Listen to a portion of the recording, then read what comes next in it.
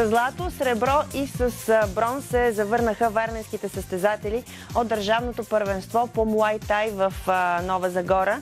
Квалификациите за предстоящото световно първенство се проведоха именно там. Представиха се 139 състезатели от 22 клуба в цялата страна. С варненските бойци от клуб Вокил обаче сега ще ни срещне Мариана Малева.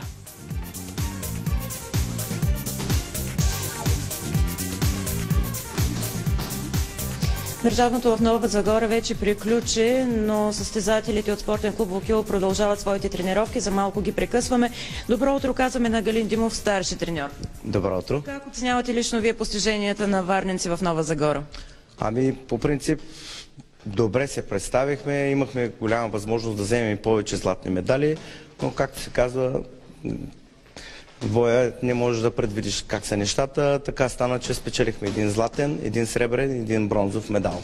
Това е чудесно. За съжаление, Деян Чакъров и Радослав Колев с златото и среброто не можаха да дойдат за нашето включване. Заедно сме с помощник, с треньора Петър Петров. Добро утро. Добро утро.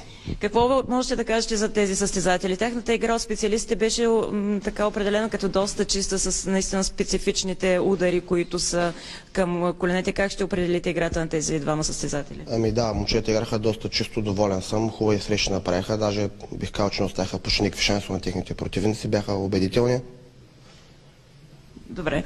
И все пак с бронза при нас е Али Юзир. Здравей и честито! Благодаря. От колко време се занимаваш с Муай Тай? 3 години, горе-долу 3 години и половина. 3 години, обаче вече си петкратен републикански шампион. Как преминаха твоите срещи? В кои категории се състезаваш? Как оценяваш противниците? До сега състезах до 75, после свалих на 71 и оттам вече на 67. Доволен съм от срещата, но треньора също е доволен. Не знам защо аз бях загубил. Не си загубил, все пак това е достойно едно представяне на Варна.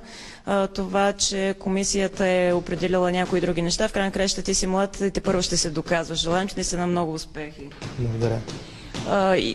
Освен тези млади хора, забелязвате ли така, започвате от 8 годишна възраст първите тренировки на младите надежди на Варненския клуб. Виждате ли в тях бъдещи шампиони?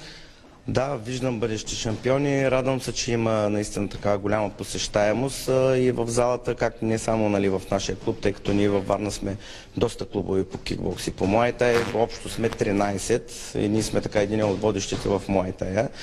Забелязвам, че и родителите така почват по-честичко да ни търсят, да водят децата си, да водят един по-така, да го кажа, един здравословен начин на живот, спортна култура, да се учат на неща, които трудно ще ги видят в училище или на улицата. Прави ме впечатление и се радвам за което. И много дисциплина учи този спорт.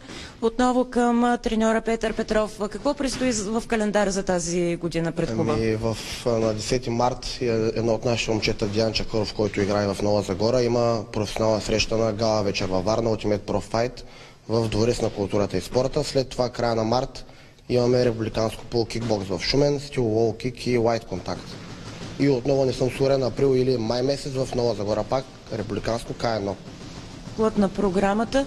Нека да се опитаме да обърнем насам, да видите как протича една загрявка, тренировка тук на момчето, на състезателя по Муай Тай.